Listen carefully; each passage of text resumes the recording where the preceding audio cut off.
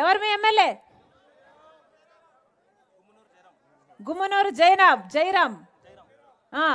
ఎలా చేశాడన్నా పరిపాలన? 5 సంవత్సరాలు ఏమైనా పనికొచ్చాడా?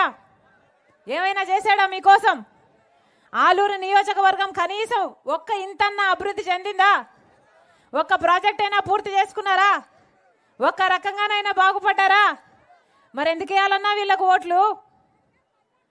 మంత్రి కూడా అట కదా, ఏం మంత్రి?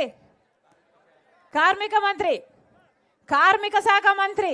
ఎంతమంది బిడ్డలకు ఉద్యోగాలు వచ్చాయి? మీరు ఓట్లేసి గెలిపిస్తే మంత్రి కూడా అయ్యాడట కదా, బిడ్డలకు ఉద్యోగాలు వచ్చాయమ్మా?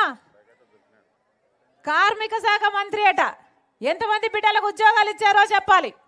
వచ్చినాయా? వచ్చినాయమ్మా? ఇప్పుడేమో ఇక్కడ పనికిరాడని పక్కన ఎక్కడో గుంతకల్లో వేశారట కదా. అంటే ఒక చోట చెత్త తీసి ఇంకో చోట వేయడం అన్నమాట. ఆ క్యాండిడేట్ మంచోడైతే మళ్ళీ ఓట్లు పడేటట్టయితే ఇక్కడే నిలబెట్టవచ్చు కదా, మళ్ళీ పక్కన ఎందుకు పంపించాలి? ఇక్కడ ఫెయిల్ అయ్యాడనే కదా ఇంకో చోటికి పంపిస్తున్నారు.